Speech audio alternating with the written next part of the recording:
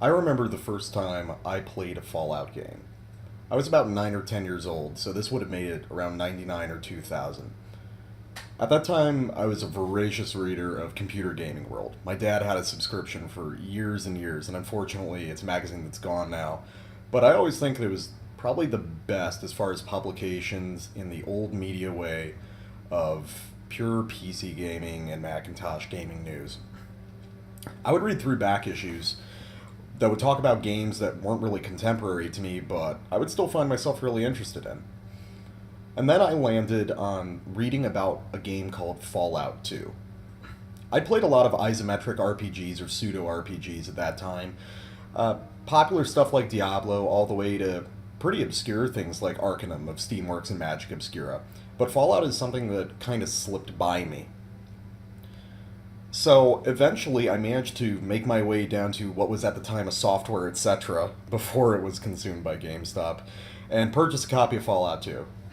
I started it up, and really from moment one in the Temple of Trials, I fell in love with it.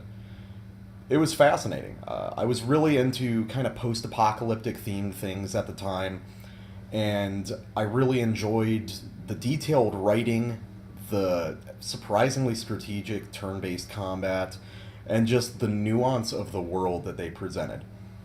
From there on, I ended up playing the original Fallout, Fallout Tactics, and as I got older, Fallout 3 and beyond. I love these games. I like to talk shit about the Fallout series sometimes, just because they're so popular, and because some of the newer editions have gone in directions I don't really like. But all things considered, I do really love this series, and it's very near and dear to my heart. Here on Negligent Adventurers, I do a lot of stuff. Well, specifically on my own channel, Negligent Noah. I do a lot of competitive gaming stuff, but what I also wanted to do was play traditional single-player games in kind of an unusual way.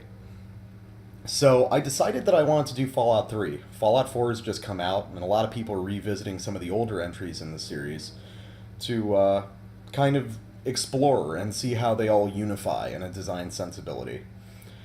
But I tried to look into what struck me about Fallout 2.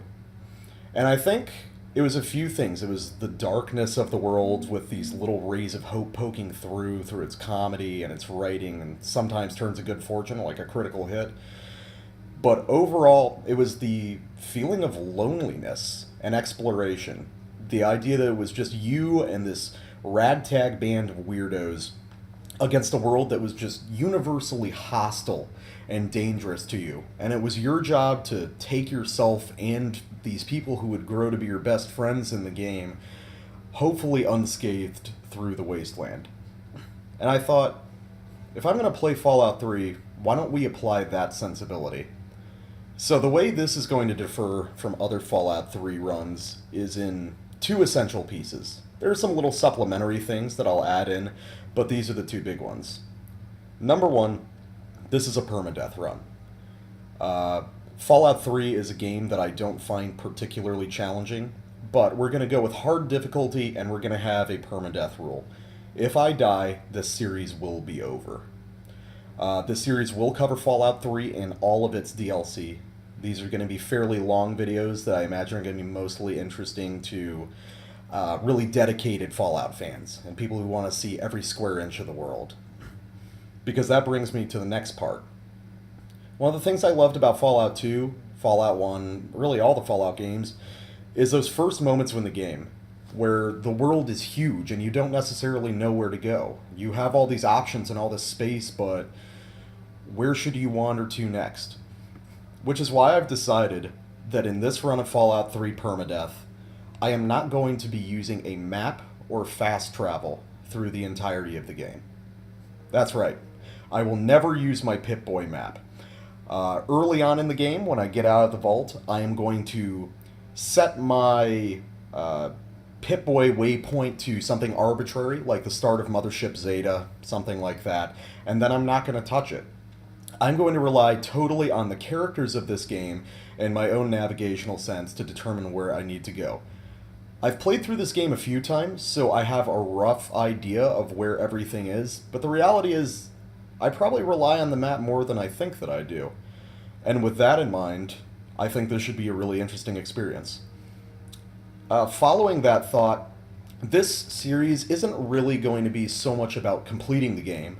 I'm going to do the main quests at one point, but it's more a survival exercise.